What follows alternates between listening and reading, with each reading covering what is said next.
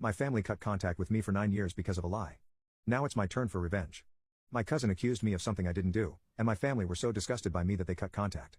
I just feel so lost on what to do. I grew up in what was probably the most normal of normal households. My parents worked a lot, but still managed to care for me and my 3 older sisters.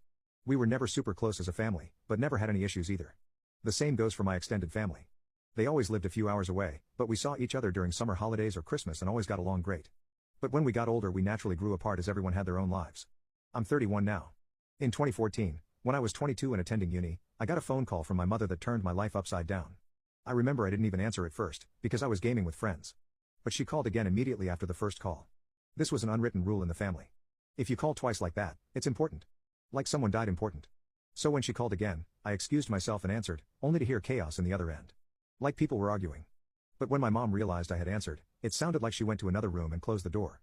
I just asked what was going on and I heard she was crying. My memory of this conversation is a bit blurry, but she basically asked me if I had something to confess to regarding Eve. Eve is my cousin on my mom's side and is 7 years younger than me, 15 at the time. At that point, I hadn't even seen Eve for several years. I just said no and asked what this is about. She just cried even harder and started accusing me of sexually assaulting Eve back when we were children.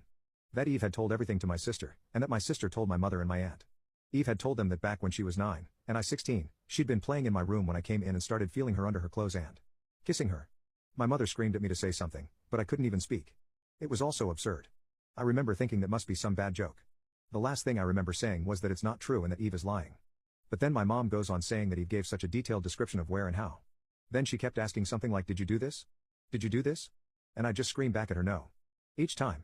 It all ended with my mom putting me on speaker and both my mom and dad saying that they don't want anything to do with me and never to contact them again.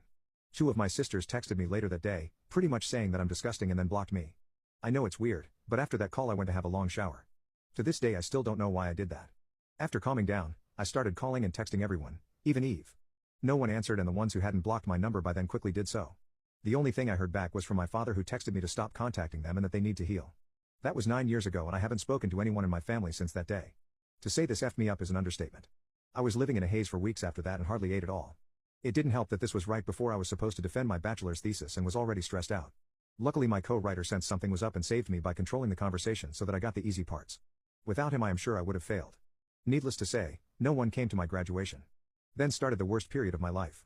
I spent the first year expecting the cops to knock on my door and arresting me for sexual abuse. I didn't land any jobs, just living off my saved money. I drank a lot and did oxy. I also grew resentful and violent. The only reason I didn't hurt anyone is because no one was around. My neighbor called the cops on me once after I had smashed a glass. But I managed to convince the officers that I had just dropped it, and they went away since there were no others inside my apartment. Instead of sleeping, I spent my nights planning how I could hurt Eve and make sure no one ever